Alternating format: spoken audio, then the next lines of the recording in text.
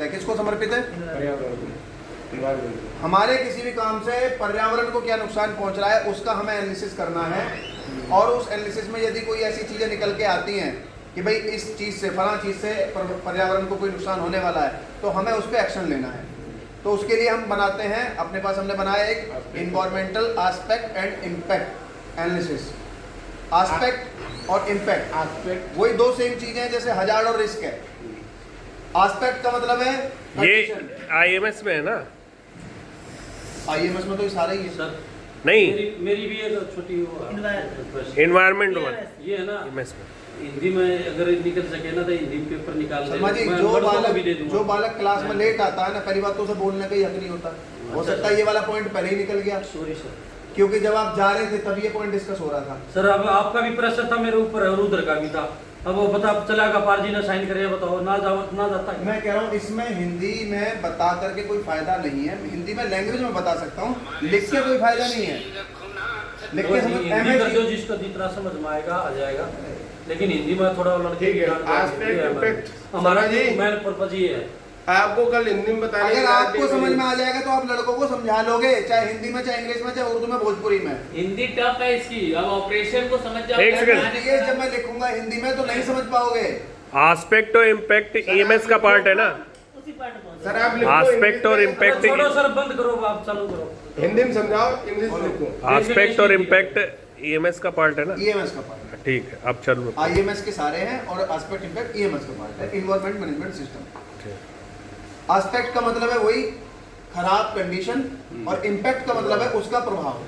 जो हम हजार्ड और रिस्क की डेफिनेशन पढ़ रहे थे, वही डेफिनेशन एस्पेक्ट और इम्पैक्ट की है। हेलो, नहीं हूँ अभी, नहीं जाएंगे, पवन सर ने मना किया है। जिसको भी उठाना होगा पवन सर से बात करेगा। अरे तुझे चिंता है क्या उसकी? अच्छा, उसमें हम रेटिंग देते हैं। उस दिन शायद 1-2 दिन पहले इसकी ट्रेनिंग हुई थी, उसमें हम रेटिंग देते हैं। जिस हमारे काम करने से पर्यावरण को ज़्यादा नुकसान हो रहा है उसकी रेटिंग जब ज़्यादा आती है तो हम उसको उस पर काम करते हैं, कुछ उसको सॉल्व करते हैं और उसकी रेटिंग को नीचे लेकर के आते हैं। अगर 15 आती तो भी खराब। उस प्रोग्राम को बोलते हैं EMP, इन्वायरमेंट मैनेजमेंट प्रोग्राम। ठीक है। तीसरा आ गया जी 45,001, सुरक्षा का जो हमारे नहीं, एस्पेक्ट इम्पैक्ट कहाँ चला गया? तो यही पहलू और यही चैप्टर क्लोज हुआ है। अभी तो बताया, जैसे कर रहे हो हम LP यूज कर रहे हैं, ठीक है, उस LP का क्या प्रभाव पड़ेगा? अच्छा, वो हमारे मैं बताऊँ। किसी मशीन से धुआं निकल रहा है, उस धुएं का पर्यावरण पे क्या प्रभाव पड़ने वाला है, हमने उसको पहले एनालिसिस किया। उसको एस्पेक्ट कहेंगे। धुआं निकल रहा है, ये एस्पेक्ट है। धुआं निकलने से क्या प्रभाव पड़ेगा, ये इम्पैक्ट है। बस यही जानना था, बस आगे आ चलो। फिर उसको हम सॉल्व करेंगे। धुआं निकल रहा है तो उसको हो सकता है फिल्टर लगा के भेजे आगे, तो उसको हम कम करेंगे रेटिंग को। फिर मैं 45,001 पे आता हूँ, सुरक्षा पे।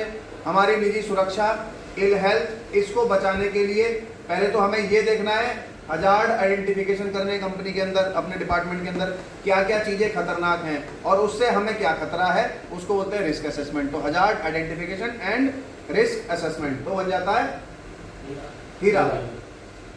हीरा में फिर हम यही करते हैं, कोई मशीन नहीं आई है, कोई भी प्रोसेस है, हम उसमें देखते हैं कि किस किस चीज़ से हमारे चोट लग सकती है, हम बीमार पड़ सकते हैं, वो हजार्ड हो गए। हम कितने बीमार पड़ सकते हैं, वो रिस्क हो गया। फिर उसकी रेटिंग दी जाती है, ये कितनी चीज़ खतरनाक है, क्या सीधा मृत्यु को आमंत्रित कर रही है या केवल हल्की खरोंच तक सीमित है, उसकी रेटिंग दी जाती है। जिनकी रेटिंग ज़्यादा होती है उन पर कोई ना कोई सॉल्यूशन लगा के उनको फिर कम कर दिया जाता है। उसको बोलते हैं RMP। क्या बोलते हैं? RMP, risk management programme. ठीक है। तो अब ये 3 सिस्टम से रिलेटेड हमारे यहाँ पर ऑडिट होने वाली है परसों। सिस्टम तो हमें पता है, लेकिन सिस्टम को हम दिखाएं कैसे, उसके लिए हमें डेफिनेशन थोड़ा ना सुनानी है सिस्टम की। तो हमारे पास कुछ चीज़ें हैं कि भाई हम इन चीज़ों को फॉलो करते हैं, इसका मतलब सिस्टम को फॉलो करते हैं। क्या है, जैसे सबसे पहले लाइन के डॉक्यूमेंट्स, हमने लाइन के जो डॉक्यूमेंट्स लगा रखे हैं, चाहे उसमें कलर कोडिंग वाला है, साइज वाला है, साइज की मार्किंग है ना, कट वाली जो लिस्ट लगी हुई है, SOP लगी हुई है, फिर आपकी PPD मॉनिटरिंग है, PPMD मॉनिटरिंग है, FTR मॉनिटरिंग है, ये सब हमारे क्या है, क्वालिटी चार्ट्स हैं। क्या है ये? क्वालिटी क्वालिटी को मेंटेन करने के लिए हम इन पर्चों को भर रहे हैं। तो क्या हमारे पर्चे सारे लगे हुए हैं और सारे पर्चे भरे हुए हैं, ये हमें इंश्योर करना अपनी लाइन पे। Number 1, okay. All machine check sheet. यदि किसी मशीन पर स्पेसिफिक, जो मैंने लाइन पे 12 डॉक्यूमेंट लगाए हैं, 11 डॉक्यूमेंट लगाए, उनके अलावा कोई मशीन के स्पेसिफिक कोई चेक शीट लगी हुई है कि जी यहाँ पे अलग से लगी हुई है, वो भी चेक करनी है कि वो भरे जाए टाइम से, सुनिश्चित करना हमें।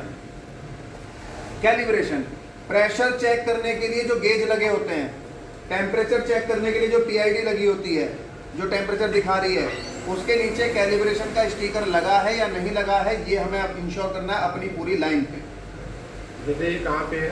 पैटर्न मशीन पे नीचे प्रेशर गेज लगा हुआ है, तो प्रेशर बताता है, उस पे एक स्टिकर लगा होना चाहिए मेंटेनेंस का, जो कैलिब्रेशन का स्टिकर बोलते हैं। उसमें 2 तारीख लिखी रहती है, एक calibration done on this date और ड्यू ऑन। तो ये लगी है अपने पास और लगी होनी चाहिए, आपको जाकर के देखनी है। डन ऑन इस तारीख में कैलिब्रेशन हुआ है और ड्यू ऑन तब होना है। तो ड्यू ऑन वाली जो तारीख है, ये इंश्योर करनी है कि वो अभी आई ना हो, अभी से भविष्य की हो। 25 फरवरी को यदि ऑडिट है तो ड्यू ऑन 25 फरवरी की डेट वहां पे नहीं होनी चाहिए, कम से कम 26 फरवरी होनी चाहिए। अगला ही दिन बेशक क्यों ना हो, अगला ही दिन बेशक क्यों ना हो, लेकिन अगला दिन हो। आज की तारीख ड्यू वाले पे नहीं होनी चाहिए। जैसी ड्यू वाले पे आज की तारीख है, यानी कि वो एनसी है। आज होनी थी, कहाँ कैलिब्रेशन वाला बताओ, कौन कर रहा है कैलिब्रेट? होना तो ये चाहिए कि हमें रोजमर्रा की प्रैक्टिस में ये लेके आना चाहिए। एमएसडीएस की बात करते हैं। एमएसडीएस को फुल फॉर्म में बोलते हैं material safety data sheet. Material safety data sheet. कोई भी केमिकल कंपनी के अंदर आता है तो कंपनी जो केमिकल का जो वेंडर है, सप्लायर है, वो उस केमिकल के साथ में अपना एक डॉक्यूमेंट देता है जिसको हम बोलते हैं मटेरियल सेफ्टी डाटा शीट। उस डॉक्यूमेंट में क्या होता है कि ज़्यादातर उस केमिकल से संबंधित जानकारी होती है। मैंने अपने 13 साल के अनुभव में ये पाया कि इस मटेरियल सेफ्टी डाटा शीट के पूरे डॉक्यूमेंट में हमारे काम का चौथा पॉइंट होता है। कौन सा पॉइंट होता है? चौथा पॉइंट। क्यों? चौथा पॉइंट सभी एमएसडीएस में फर्स्ट एड से संबंधित है। उस केमिकल में क्या पड़ा है क्या नहीं पड़ा मुझे ज्यादा जानने की जरूरत नहीं है, लेकिन यदि मेरी आंख में वो केमिकल गिर जाता है तो मुझे क्या करना चाहिए, वो लिखा है चौथे पॉइंट में। ठीक है, तो ये ज्यादातर हमने जहां केमिकल का स्टोरेज है वहां पर लगाए हुए हैं एमएसडीएस। संतन को इंश्योर करना है कि मिनी स्टोर में यदि कोई केमिकल रखा है तो उसका एमएसडीएस वहां पे अवेलेबल हो। लाइन पर जो आपके केमिकल यूज हो रहे हैं, क्या एलपी हो गया, पी हो गया, जो ऐसे डब्बों में हम रख के करते हैं, पहली बात तो उस डब्बे पे कोई आइडेंटिफिकेशन, कोई स्टिकर चिपकाना है। चाहे तो मार्कर, मोटे मार्कर से लिख करके फिर टेप से चिपका दो, प्रिंट आउट निकाल के चिपका दो जो डब्बे हमारे कंटेनर हैं उन पे, कि ये क्या है, जिससे कि आदमी को पता रहे कि इसने पीयूपी लिया है। सिर्फ केमिकल नेम लिखना है, केमिकल नेम लिखा रहना चाहिए। जैसे मान लीजिए किसी ने अगर गलती से निगल भी लिया हो तो पता रहना चाहिए क्या निकला है इसने, जी पीयू निकला है। तो किसी को जब डॉक्टर को बता, जैसे आपने देखा होगा, सुना होगा कहीं, जब सांप काट लेता है तो जब हॉस्पिटल में भर्ती कराते हैं मरीज को तो उससे पूछते हैं क्या तुमने सांप देखा था, कैसा दिखता था। यदि वो उसकी थोड़ी सी बनावट बता देता कि भूरे रंग का था जी, इतना बड़ा था जी, काले रंग का था जी, ऐसा, तो उससे डॉक्टर अंदाजा लगाते हैं कि कोबरा था कि पनिया सांप था, कौन सा था, तो उसके हिसाब से उसको दवाई दे दी जाती है। नहीं तो फिर एक ऑल वाली होती है कुछ करके, वो दे दी जाती है। तो हमें जब पता रहेगा केमिकल क्या है तो जानकारी ठीक रहेगी उससे। ठीक है। दूसरी बात, जो कंटेनर जिसमें हमने वो रखा हुआ है केमिकल, थोड़ा सा कल में कोशिश करो सभी लाइनों पर जहाँ जहाँ पर भी यूज हो रहे हैं, इर्रेगुलर से डब्बे ना हो, कुछ बना के ढंग का डब्बा हो। ज्यादा से ज्यादा मैंने देखा जो टेप यूज होती है, टेप का जो रोल बच जाता है, उसको थोड़ा अच्छे से बना करके यूज कर सकते हो, उसको यूज कर लो। एक बहुत ही गंदे से कि कोई कैन काट दी, कुछ काट दिया, उन सबको हटा दो। हर बार ऑब्जर्वेशन आती है कि जी थोड़े डब्बे ठीक कर लो ये वाले। इंश्योर करना है, कल का दिन है, दिन की ऑडिट है तो रात वालों से हमारी अपेक्षा नहीं है। ये केमिकल स्टोरेज वाला पॉइंट मैं ये बता रहा था आपको। एमएसडीएस मैंने बता दिया, चौथा पॉइंट हमारे काम का है। एसओपी मैंने बता दी, जो एसओपी जिसको तुम एसओपी बोलते हो वो लगी होनी चाहिए, उसके हिसाब से ही लाइन चलती रहनी चाहिए ऑपरेशन वाइज। किसी को हमें ऑडिट करानी है, क्वालिटी की ऑडिट, तो वो ऑपरेशन वाइज करे। प्रोसेस ऑडिट जो भी पिछली बार हुई थी हमारी बहुत अच्छी हुई थी, मेंटेन करना उसको। Operation as per. Objective and policy ये जो लिखा हुआ है इसको एक बार हमें पढ़ना है। मैं ये नहीं कह रहा कि अक्षरशः इसको याद कर लेना, लेकिन इसका सार याद कर लेना कम से कम। सार क्या है, अंतर क्या है? सबसे पहले कोई पूछे कि भाई ऑब्जेक्टिव भी है पॉलिसी भी है, दोनों में अंतर क्या है? शर्मा जी क्या अंतर है दोनों में? अंतर तो यही है सर, ये वही बात है जैसे एक रिक्स के लिए है, एक और तीनों स्टैंडर्ड के लिए 9001, 14001, 45001 तीनों उसमें भी लिखे हुए हैं। दोनों चीजें तीनों सिस्टम को फॉलो करती हैं। तो अंतर बेसिकली ऑब्जेक्टिव और पॉलिसी में ये है, ऑब्जेक्टिव है कि हमें क्या प्राप्त करना है, टारगेट क्या है हमारा, वो ऑब्जेक्टिव है, और पॉलिसी है कि कैसे प्राप्त करना है। ये अंतर है बेसिक, मूल अंतर यही है।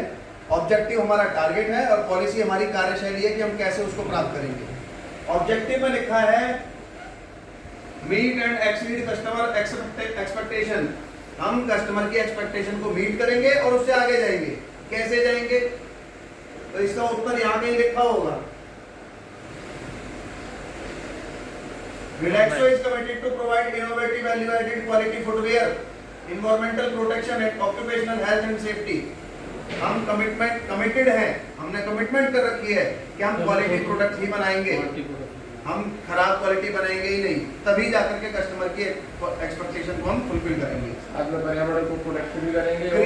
Create a culture for quality environment protection and safety through effective training. हमें क्वालिटी और इन्वायरमेंट और सेफ्टी के लिए एक माहौल तैयार करना है। कैसे करेंगे? Relaxo is committed to eliminate hazards and reduce occupational health and safety risk in consultation with and participation of workers। हम वर्कर्स का साथ लेकर के अपने यहाँ